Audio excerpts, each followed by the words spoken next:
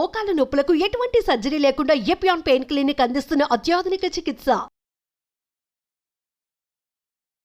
Marriages, pregnancy తర్వాత స్త్రీ ఎదుర్కొనే ఛాలెంజెస్ ఏంటంటే? మిడిల్ ఏజ్డ్ ఉమెన్ వాళ్ళు ఎక్కువగా ఫేస్ చేసే ప్రాబ్లమ్స్లో ఫస్ట్ వన్ ఒబేసిటీ అండి. ఆఫ్టర్ ఇంకా పిల్లలు అయిపోయిన తర్వాత వీళ్ళు వాళ్ళ బాడీ మీద కంటే ఫ్యామిలీ పరంగా పిల్లల్ని చూసుకోవడము ఇవే ఎక్కువగా కాన్సన్ట్రేషన్ పెరిగిపోయి ఒబేసిటీ అనేది బాగా పెరిగిపోతుంది. ఈ ఒబేసిటీ వల్ల వాళ్లకు డయాబెటీస్ అటాక్ అవ్వడము, హైపర్ టెన్షన్ అటాక్ అవ్వడము, వేరే ప్రాబ్లమ్స్, ఇతరత్ర ప్రాబ్లమ్స్ రావడం జరుగుతుంది. అండ్ బ్లీడింగ్ ప్రాబ్లమ్స్ కూడా వన్స్ వెయిట్ గెయిన్ అయిన తర్వాత హార్మోన్ ఇంబ్యాలెన్స్ వచ్చేస్తుంది. దానివల్ల బ్లీడింగ్ ఇష్యూస్ స్టార్ట్ అవుతాయి. సో వీళ్ళకు కూడా ఇర్రెగ్యులర్ సైకిల్స్ కానీ, హెవీ మెన్స్ట్రువల్ బ్లీడింగ్ కానీ వాళ్ళు ప్రజెంట్ అవ్వడం జరుగుతుంది.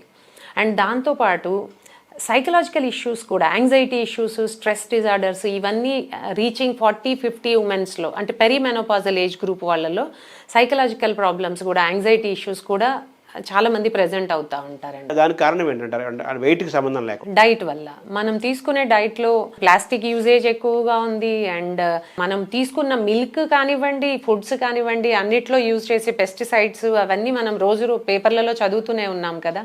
ఈ డైట్ వల్ల చాలా వరకు హెల్త్లో హార్మోన్ ఇంబ్యాలెన్స్ రావడము, ఈ హెల్త్ ఎఫెక్ట్ అవ్వడము, ఈ డయాబెటీస్ ఇవి అటాక్ అవ్వడం, జంక్ ఫుడ్స్, ఫ్యాటీ ఫుడ్స్ తినడం రెగ్యులర్గా, వీటి వల్ల వస్తుందండి. అలాగే మైండ్ని మానసికంగా ఆనందంగా కంట్రోల్లో ఉంచుకోవటము ఇంపార్టెంట్, చాలా important. At the same time work and హోమ్ని బ్యాలెన్స్ చేసుకోవటము వర్కింగ్ ఉమెన్స్కి అది చాలా ఇంపార్టెంట్. ఆ work life and family life రెండింటినీ వాళ్ళు బ్యాలెన్స్ చేసుకోగలగాలి. And at the same time వాళ్ళ హెల్త్ మీద వాళ్ళు కాన్సన్ట్రేట్ చేసుకొని, వాళ్లకు వాళ్ళు టైం ఇచ్చుకొని, వాళ్ళు రోజు ఎక్సర్సైజెస్ చేయడము అవన్నీ, అండ్ మంచి ఫుడ్ ఫాలో అవ్వడము, ఇంటి ఫుడ్ తీసుకోవడము, ఇవన్నీ వాళ్ళు బ్యాలెన్స్ చేసుకోగలగాలి. మెనోపాజ్కి రీచ్ అయ్యే వాళ్ళల్లో ఫస్ట్ థింగ్స్ రొటీన్గా ప్రజెంట్ అయ్యే హార్మోన్ ఇంబ్యాలెన్స్ సిమ్టమ్సే కాకుండా వన్స్ మెనోపాజ్ అంటే ఏంటండి, ముట్లు కంప్లీట్గా ఆగిపోవడము.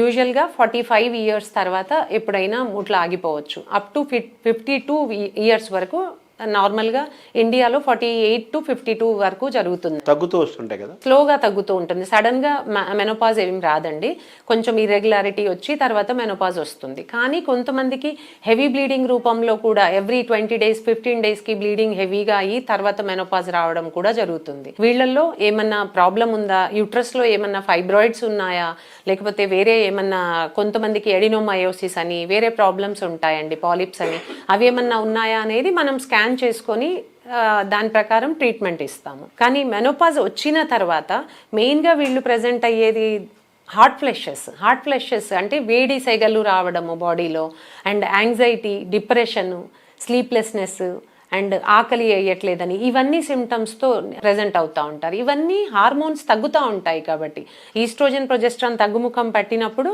ఈ సిమ్టమ్స్ అన్నీ స్టార్ట్ అవుతాయి. చాలామంది లేడీస్ అరౌండ్ 45 దాటిన తర్వాత ఈ సిమ్టమ్స్తో ప్రజెంట్ అవుతారండి. వాళ్ళకి కాల్షియం సప్లిమెంట్స్ కానీ, వైటమిన్ డి ఏమన్నా తగ్గిందా బాడీలో, ఆ వైటమిన్ డి సప్లిమెంట్స్, B12 ఏమన్నా తక్కువ ఉందా అవి చూసుకొని దాని సప్లిమెంట్స్ అవి ఇస్తూ ఉంటాము. సో దాంతోపాటు వీళ్ళకి ఆ ఏజ్లో అవగాహన కలగజేస్తాము. ఏంటంటే మెయిన్గా ఆ ఏజ్ నుంచి క్యాన్సర్ ఇన్సిడెన్స్ అనేది పెరుగుతుంది కాబట్టి మీరు హెల్త్ని ఏ విధంగా చూసుకోవాలి, డైట్ ఎలా ఫాలో అవ్వాలి, ఎక్సర్సైజెస్ ఎలా చేయాలి అనేది వీళ్ళకు అవగాహన కల్పించేలా మేము చెప్తూ ఉంటాము.